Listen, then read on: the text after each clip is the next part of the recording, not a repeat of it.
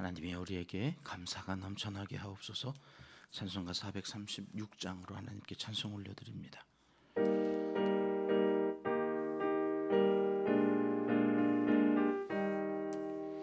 나 이제 주님의 새 생명 얻은 몸, 옛것은 지나고 새 사람이로다.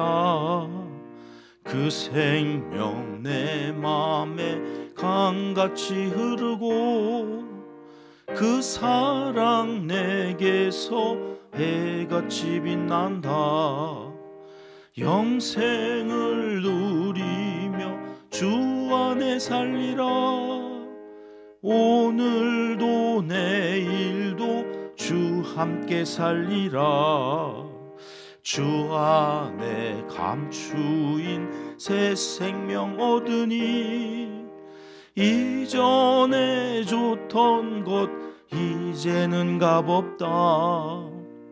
하늘의 은혜와 평화를 맛보니 찬송과 기도로 주 함께 살리라. 영생을 누리며 주 안에 살리라. 오늘도 내일도 주 함께 살리라. 산천도 조목도 새 것이 되었고 죄인도 원수도 친구로 변한다. 새 생명 얻은 자 영생을 누리니 주님을 모신 마음 새 하늘이로다. 영생을 누리며 주 안에 살리라. 오늘도 내일도 주 함께 살리라. 주 따라가는 길 험하고 멀어도 찬송을 부르며 뒤따라가리라. 나 주를 모시고 영원히 살리라. 날마다 섬기며 주 함께 살리라. 영생을 누리며 주 안에 살리라. 오늘도 내일도 주 함께 살리라. 아멘. 이 새벽 주시는 하나님의 말씀은 예레미야 5장입니다. 1절 말씀 함께 읽겠습니다. 너희는 예루살렘 거리로 빨리 다니며 그 넓은 거리에서 찾아보고 알라. 너희가 만일 정의를 행하며 진리를 구하는 자를 한 사람이라도 찾으면 내가 이 성읍을 용서하리라.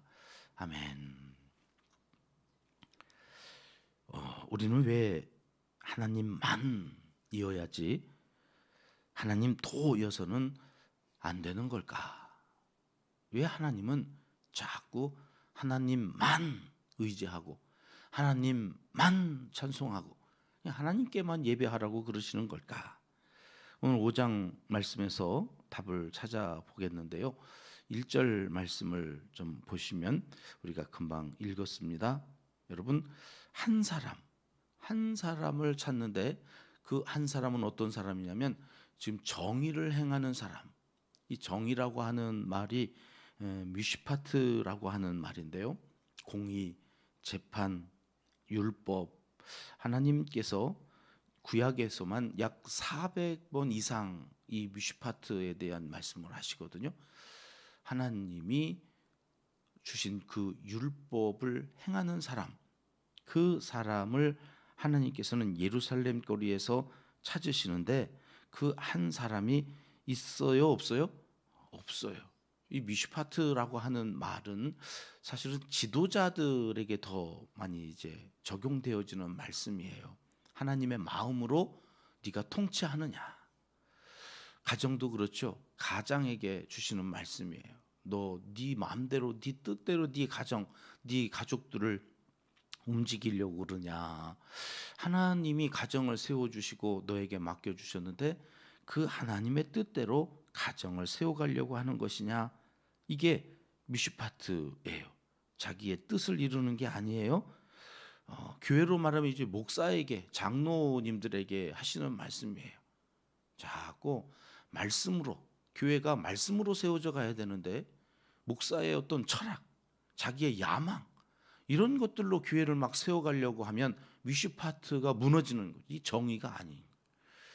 장로님들이 자기 생각, 자기 뜻으로 사업하는 분들은 사업가 마인드를 가지고, 교장 선생님은 교장 선생님의 철학을 가지고 교회에 들어와서 자꾸 경영 원리를 따졌어요.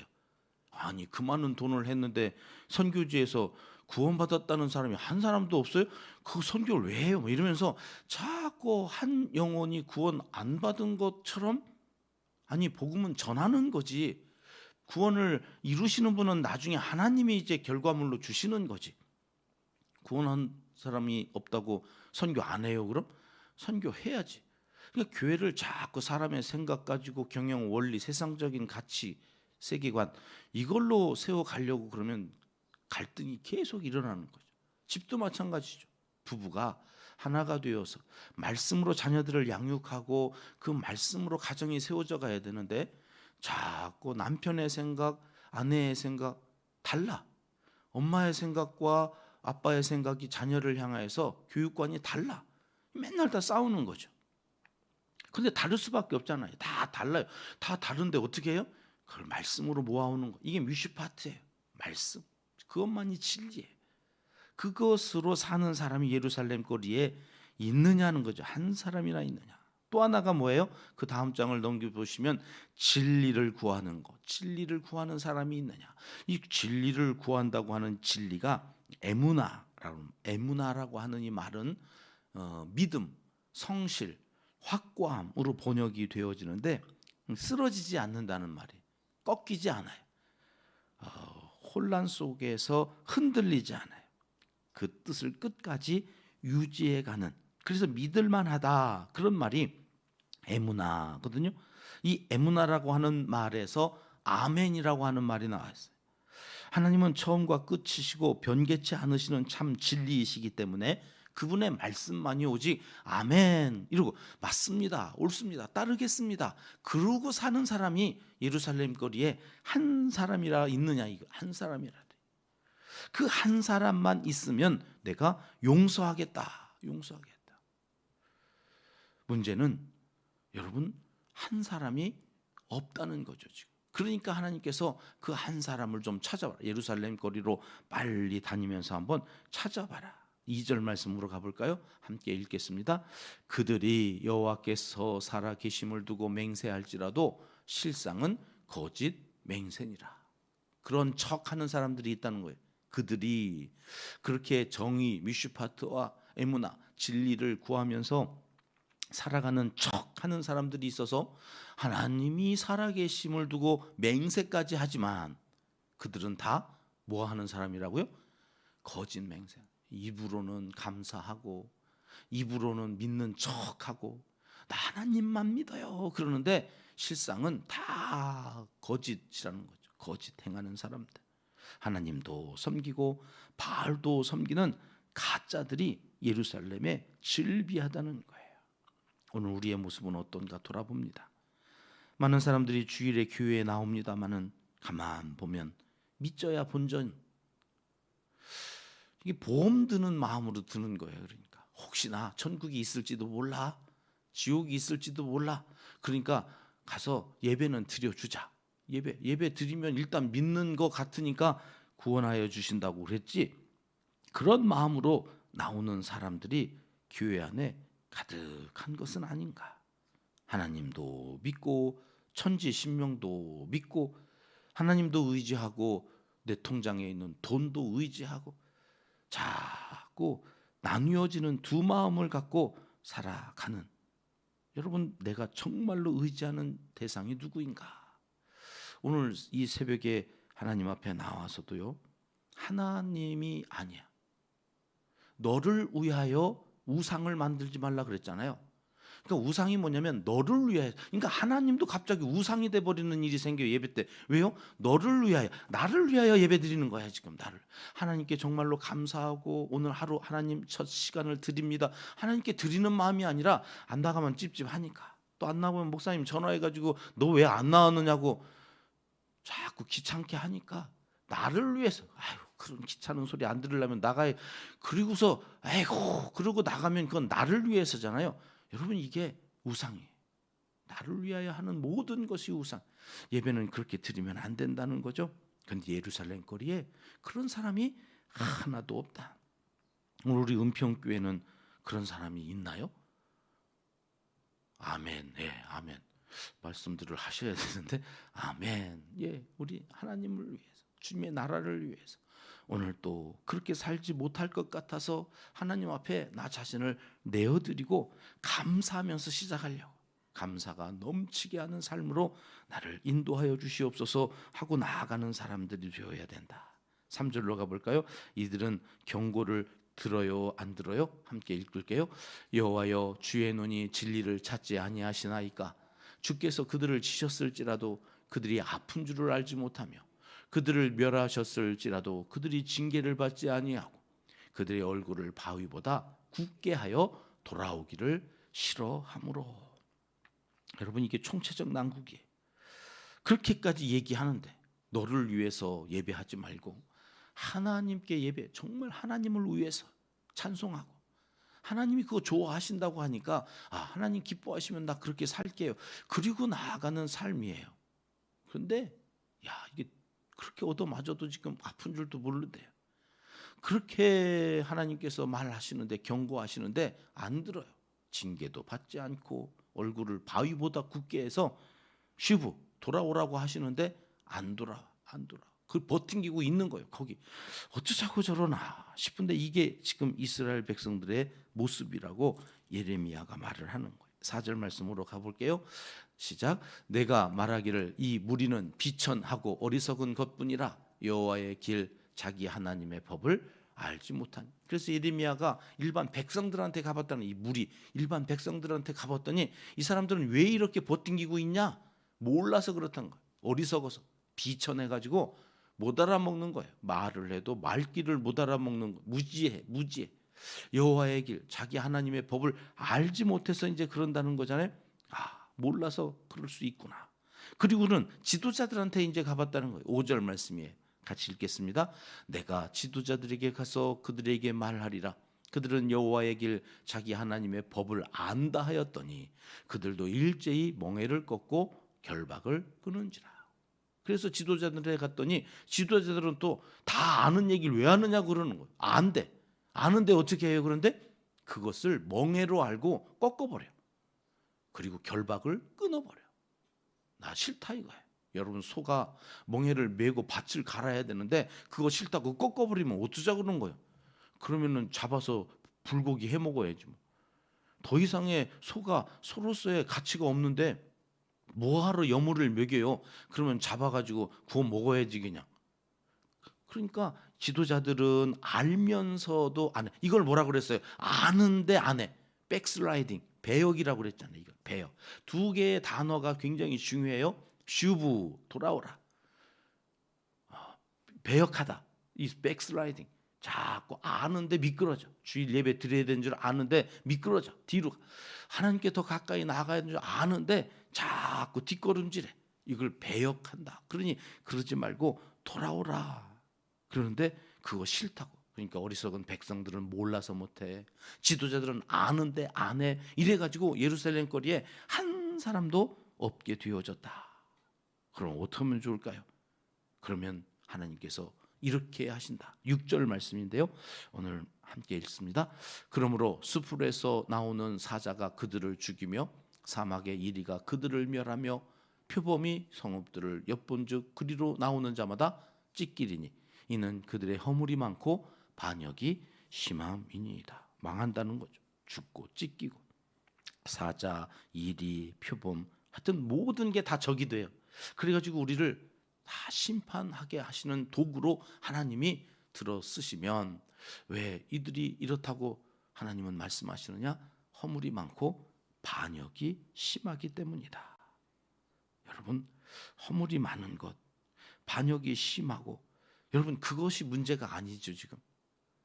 그래서 하나님이 경고하시는, 허물이 많고 반역이 심해서 경고하는데 경고를 안 듣는 게 지금 문제인 거죠. 돌아오라. 그러면 돌아오는 그 회개의 모습이 있어야 되는데 그것이 없기 때문이다.